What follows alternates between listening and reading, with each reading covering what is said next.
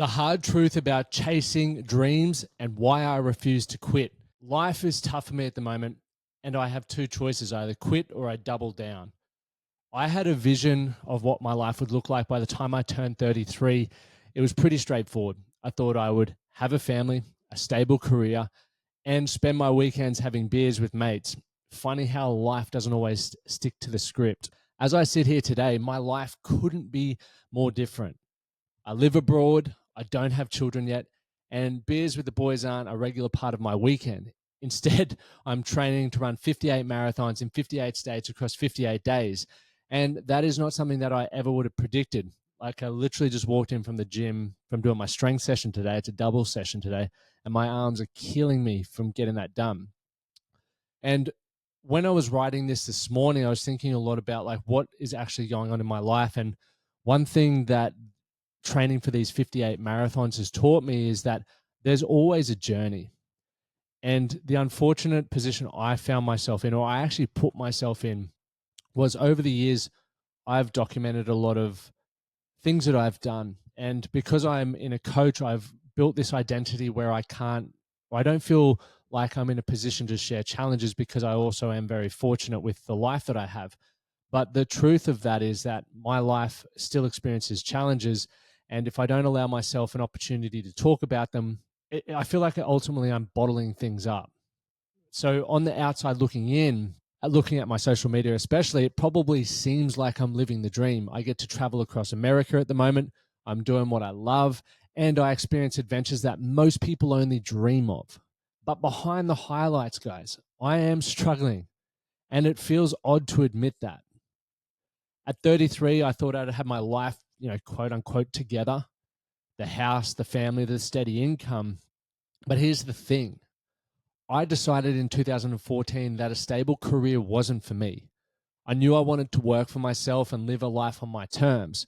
And I've spent the last decade chasing that dream, or I guess chasing dreams that don't fit the typical mold. And along the way, my relationship with alcohol changed, and I found myself choosing adventure over nursing hangovers on the weekends.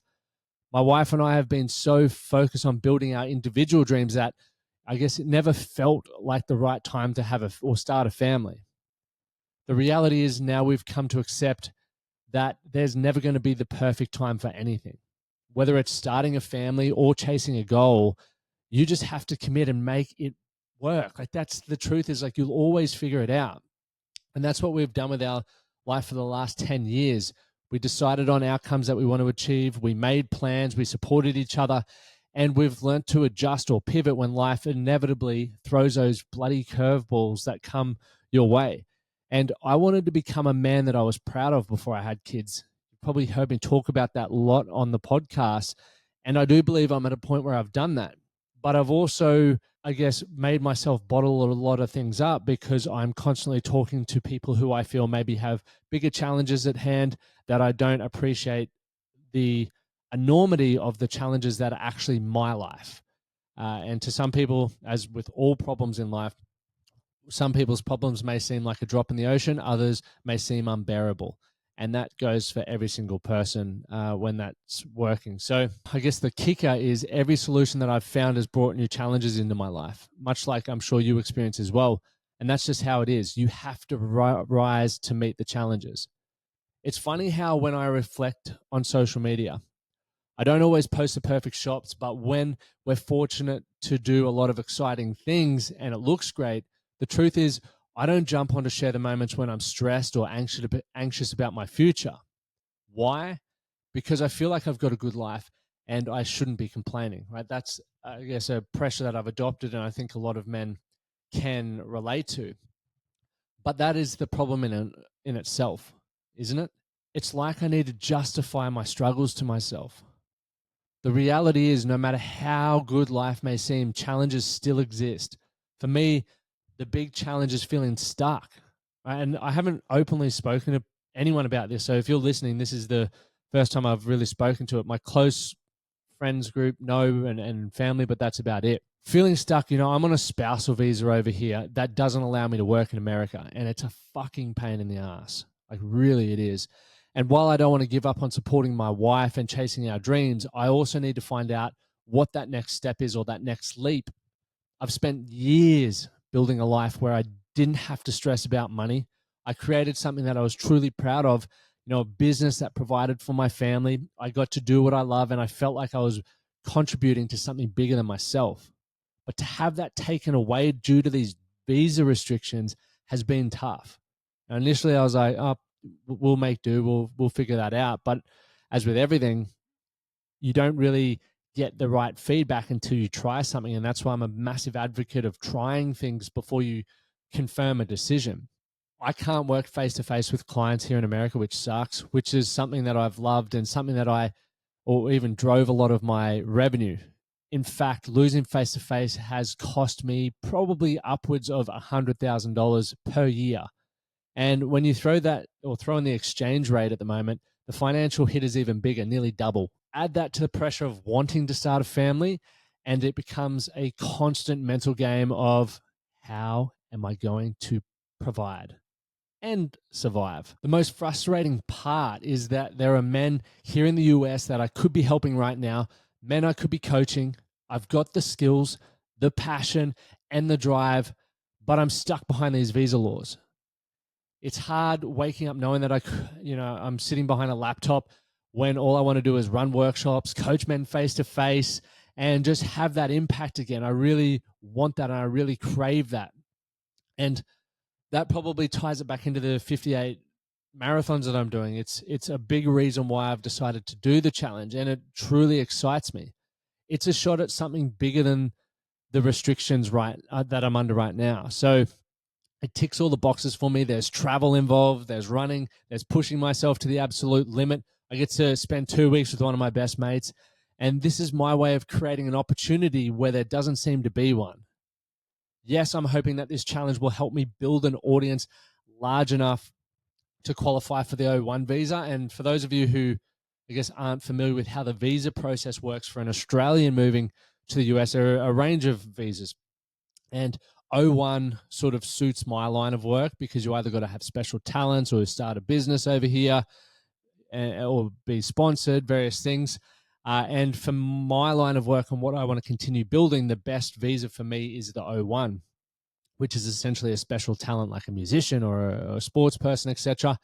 And people can now get that in the coaching space from having a large enough audience on social media or podcasts. And my podcast isn't quite big enough yet. So it's for me, it's like one opportunity that comes with the run and the potential publicity of doing it is growing the audience base and inspiring enough people to the point where it ticks those boxes for the immigration to allow me to be able to do that, which will once again allow me to be able to start running more face-to-face stuff here in the US. But it's more than just that, right? It's about the mental resilience. It's about taking control of my narrative, my story. I don't want someone else to write my story. I don't want to give up, even when the odds are against me. Like, I just don't have quitting in me. I'll be facing freezing temperatures. I'm sure a bucket load of physical pain and the mental grind of running marathon after marathon after marathon, right? That's 42K, 42.2K a day or 26.2 miles a day, roughly. I think the truth of that and the truth of this whole experience and why I want to share this is because that's life. We all face challenges. We all feel pressure. We either rise to the occasion or we surrender, and that's a choice. I want to inspire others to rise to the challenges or rise to their challenges. And we can all do it when we really need to do it. It's like when our back's against a wall, that's when we step up. And right now, I really need to. For me, this challenge represents everything that I value: health, connection, adventure, freedom. At the heart of it all, my marriage is the most important thing to me. Moving to the US wasn't just about supporting my wife's career. It was an opportunity for both of us to grow and experience life differently. We've had countless conversations around how we're balancing our dreams with our reality, and we're committed to not giving up on it either. We don't want to live apart, and we don't want to live lives where, I guess, the regret, or we live with regret of not chasing our dreams. Both of those suck. So I guess when you look at it like that, that's where you have to change the story. That's where you have to write your own story. Starting a family is on the horizon for us. It's something we've been talking about a lot. And to me, that's now starting to add a huge layer of urgency.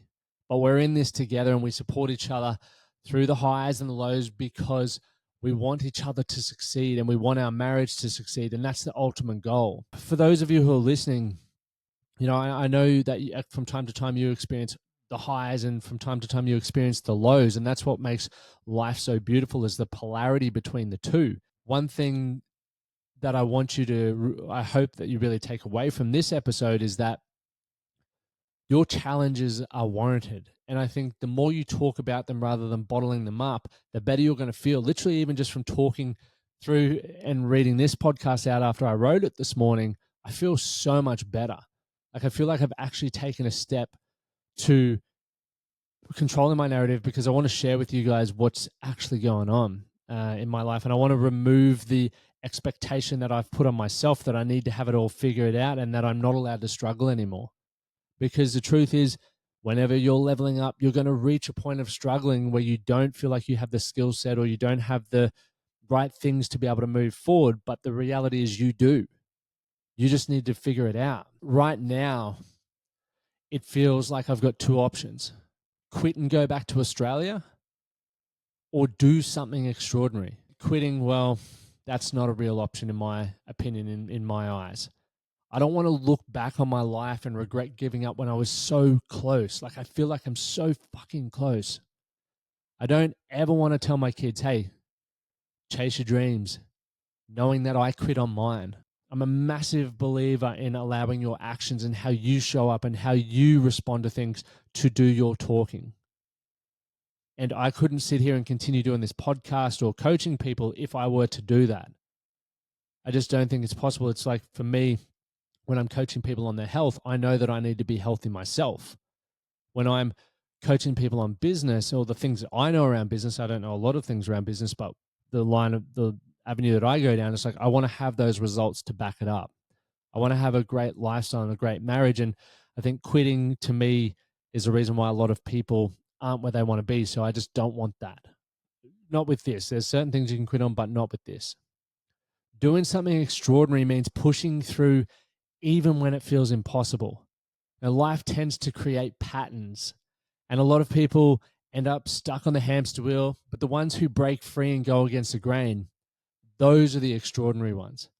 I want to be one of those people. The Strong Men of Value Academy is about helping men build a better life. And if you want more from your life, you need to start asking yourself the right questions and setting the right goals and taking the right actions.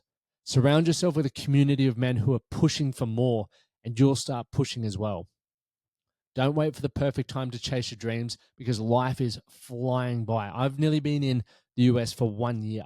Like literally next week is 1 year.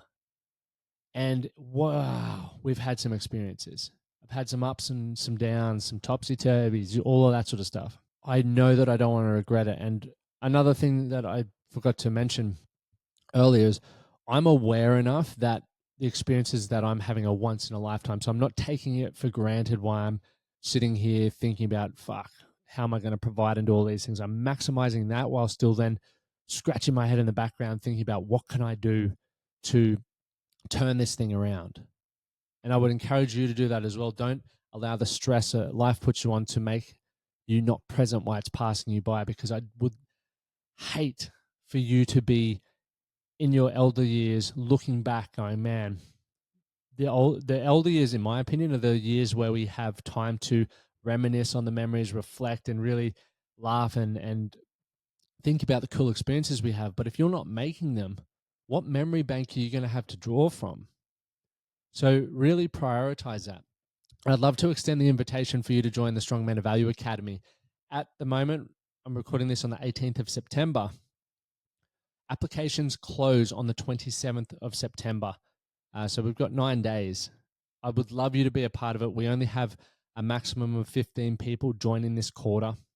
So make sure you hit the application. All you need to do once you do the application is you'll book a call with myself. You'll have filled out a few questions, and then we'll be able to answer any questions that you have and find out whether it's going to be a good fit for helping you get things going.